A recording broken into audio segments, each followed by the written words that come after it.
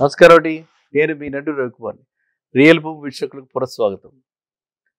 చాలామంది క్వశ్చన్స్ అడుగుతున్నారు, మెసేజెస్ వస్తున్నాయి. హైదరాబాద్ రియల్ ఎస్టేట్లో అసలు ఇప్పుడు ఇన్వెస్ట్ చేయాలా? ఇది చాలామందికి మనసులో ఉన్నటువంటి సందేహం. ఈ హైదరాబాద్ రియల్ ఎస్టేట్లో మనం ఇన్వెస్ట్ చేయాలా అని ఆలోచించేటప్పుడు ఒకటే ఆలోచించుకోవాలి. మన ఇన్వెస్ట్మెంటు దీనికి ఏమిటి?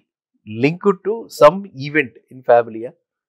ఏదో పిల్ల పెళ్ళికి అని చెప్పి ఇక్కడ ఇందులో ఇన్వెస్ట్ చేసి పిల్ల పెళ్ళికి ఇంత డబ్బులు అయిపోతాయని చెప్పి ఇందులో ఇన్వెస్ట్ చేస్తున్నారా? పొరపాటు కూడా ఆ పని చేయకండి. పొరపాటు కూడా ఆ పని చేయకండి.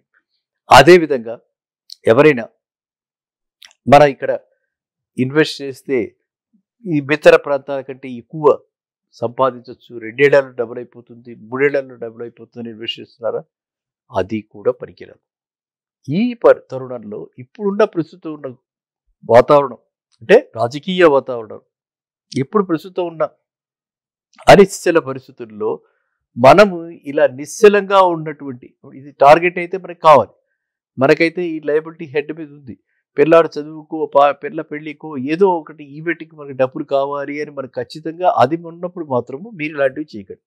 ఎందుకంటే రాబోయే 3 ఏళ్ళు ఎలా ఉంటుంది, రాబోయే 5 ఏళ్ళు ఎలా ఉంటుంది అన్నది ఎంతో ఇప్పుడు సందేహాలతో కూడినటువంటి పరిస్థితి. ఎందుకు ఒక్కసారిగా మనం చెప్పుకుంటున్నాం, చాలామంది చెప్తున్నారు.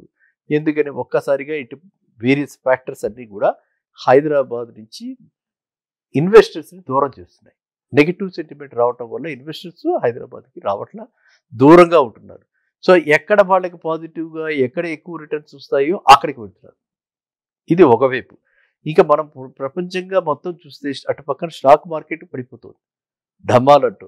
అక్కడ పెట్టుబడులు ఎఫ్ఐఐ పెట్టుబడులు పోతున్నాయి. ఆ ఎఫ్ఐఐ పెట్టుబడులు ఎప్పుడు పోతుంటే మనకేమిటి రియల్ ఎస్టేట్ కంటే మరి అక్కడ పెట్టుబడులు పెట్టి అక్కడ లాభాలు సంపాదించి ఆ లాభాల్లో ఇక్కడ కొనుక్కున్న వాళ్ళు కూడా కొంతమంది ఉన్నారు.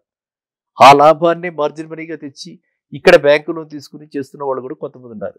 సో అట్లాంటి వాళ్ళు కూడా ఇక్కడ పెట్టుబడికి ఇప్పుడు ఎవ్వరు కూడా ఆలోచించరు. ఎందుకంటే వాళ్ళకి అక్కడ చాలా హ్యాపీగా తక్కువ రేట్లలోకి ఇదివరకు అనుకున్న వాటివన్నీ కూడా ఇప్పుడు తక్కువ రేట్లోకి వస్తాయి కాబట్టి స్టాక్ మార్కెట్లో కొంతమంది పడిపోతున్నారు. వాళ్ళు ఇటువైపు పెట్టుబడులు పెట్టరు.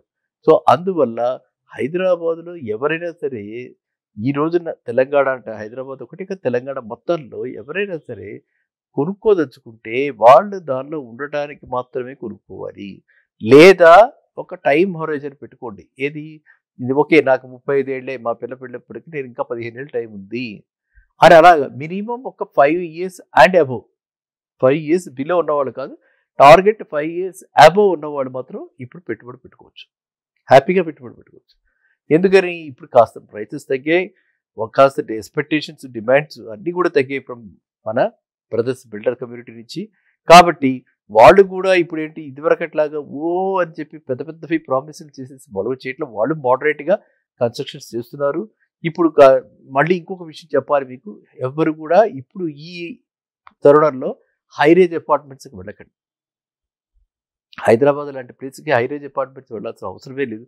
ఎందుకంటే మనకి ఏ డైరెక్షన్లో వెళ్ళినా సరే మనకి బోర్డు అంత ల్యాండ్ ఉంది. అటు షామీర్పేట కేసు వెళ్ళండి, అక్కడ షామీర్పేట బ్రహ్మాండమైన వాతావరణం, క్లైమేట్ బాగుంటుంది, డెన్సిటీ కూడా తక్కువ, పాపులేషన్ సాంద్రత కూడా తక్కువ కాబట్టి అటువైపు కూడా పెట్టుబడి పెట్టచ్చు. ఇటు బాంబే హైవే మీద జహీరాబాద్, అటు శ్రీశైలం హైవే మీద మనం అనుకుంటూ ప్రతిసారి చెప్తుంటే కందుకూరు దగ్గర పెట్టండి, మంచాన్పల్లిలో పెట్టండి, మహేశ్వరం మండలంలో పెట్టండి. ఈ ఏరియాస్ అన్నింటిలో కూడా మంచి అంటే ఇప్పుడున్న రేట్లు కూడా చాలా తక్కువలో ఉన్నాయి. మనకి మంచి ప్లేసెస్లో దొరుకుతున్నాయి. ఇటు హైవేస్కి దగ్గరగా దొరుకుతున్నాయి. ఇటు మెట్రో విస్తీర్ణం జరుగుతుంది కాబట్టి మెట్రో కనెక్టివిటీ పెరుగుతుంది కాబట్టి దానికి కూడా మనం చక్కగా కంప్యూట్ చేయడానికి కూడా వీలైనటువంటి ప్లేసెస్ కాబట్టి ఇలాంటి ప్లేసెస్లో మనం కొనుక్కుని నేను ఒక 5 ఏళ్ల దాకా దాని గురించి పట్టించుకోకుండా హ్యాపీ.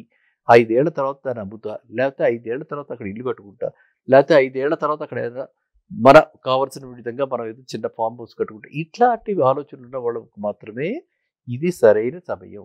కాబట్టి నా సలహా ఏంటంటే హైదరాబాద్లో ఈ ఉన్నటువంటి క్లైమేట్ అయితే వేరే దగ్గరకు తీసుకురాలేవు. సో ఈ కూల్గా సాయంత్రం అయ్యేటప్పటికి చల్లపట్నం మన ఒరిజినల్ హైదరాబాద్ యొక్క వాతావరణం వచ్చేస్తుంది. ఎందుకంటే ప్రకృతిని కూడా ఇప్పుడు మనము ఇన్నాళ్ళు ఇష్టం వచ్చినట్టుగా లేకులు ఆక్యుపై చేయటము, ఓపెన్ ఏరియాస్ లేకపోవటము, రోడ్ల మీద ఇష్టం వచ్చినట్టు రోడ్లన్నీ కంజెస్టెడ్ అయిపోవటం ఇవన్నీ జరిగాయి. ఇప్పుడు కొంచెం హోప్ వస్తుంది. కొంచెం హోప్ నాకైతే వస్తుంది. ఏంటంటే కొంచెం ఈ లేక్స్ అన్నీ కూడా కొంతవరకు వైడెన్ ఈ వాటర్ బాడీస్ పెరుగుతున్నాయి. వాటర్ కూల్ అయిపోతుంది. వాతావరణం ఈవినింగ్ అయ్యేటప్పుడు కొంచెం మార్పు వస్తుంది కాబట్టి మళ్ళా పునర్వైభవం హైదరాబాద్కి వాతావరణ పరంగా రావడానికి ఎక్కువ అవకాశాలు ఉన్నాయి.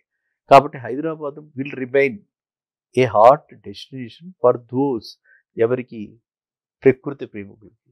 ప్రకృతి ప్రేమికులకి ఇదే సరైనటువంటి ప్రదేశం, అందులో అనుమానం లేదు.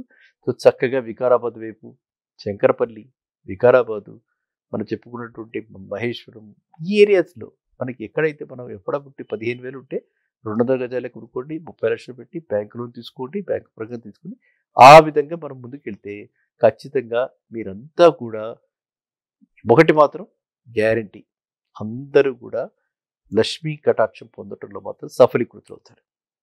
సో ఆ విధంగా వెళ్ళండి. అంతేగాని ఇక్కడ గతంలో వలే మనకి ఏదో 25%, 30% ఇలాగ విపరీతంగా పెరిగిపోతాయి, ఆ ఫేజ్ అయిపోయింది. చెప్పడం జరిగింది ఇదివరకు కూడా, ఇప్పుడు మళ్ళీ రీట్రేట్ ఆ ఫేజ్ అయిపోయింది.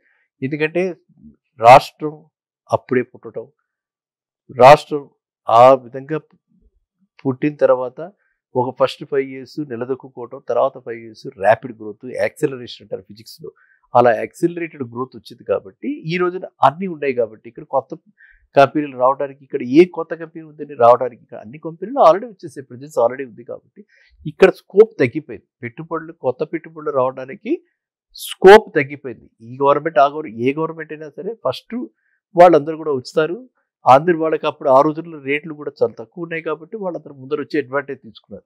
ఇప్పుడు కొత్త వాడు వస్తే మళ్ళీ కోట్ల రూపాయల్లో పెట్టుబడి పెట్టి వాళ్ళకి లాభాలు రావాలంటే కూడా కష్టం. కాబట్టి ఇప్పుడు కొత్త వాళ్ళు ఎవరు కూడా సాహసం చేయట్లే, వాళ్ళెవరు కూడా ఇక్కడ పెట్టుబడి పెట్టడానికి సాహసం చేయట్లేదు. కాబట్టి మీరు కూడా ఇవన్నీ పరిగణలోకి తీసుకుని మరీ స్ట్రెచ్ చేసి మరీ పెద్ద పెద్ద పెట్టుబడులు పెట్టి మీరు ఈఎంఐలకి, ఎందుకంటే అటుపక్కన జాబ్ మార్కెట్ కూడా అనిశ్చలంగా ఉంది, పెద్ద పెద్ద ఈఎంఐలు పెట్టుకుని మన టెన్షన్స్ పెట్టుకోకుండా లో లెవెల్లో హెచ్ఎండిఏ ప్లాట్స్ 15,000 అని అనుకుని మనం జస్ట్ హైదరాబాద్ చుట్టుపక్కల మొత్తం సెంటర్ ఆఫ్ హైదరాబాద్ నుంచి ఒక 50 kilometers రేంజ్లో ఎక్కడ దొరికినా హెచ్ఎండిఏ ఆల్ అప్రూవల్స్, ఎప్పుడు ప్రీ లాంచ్ వాటిలో పెట్టకండి, ఆల్ అప్రూవల్స్ ఉన్న వాటిలో పెట్టుబడి పెట్టి అందరూ కూడా లబ్ధిదారులు కండి. మళ్ళీ కలుగుతాం నెక్స్ట్ వీడియో. నమస్కారం.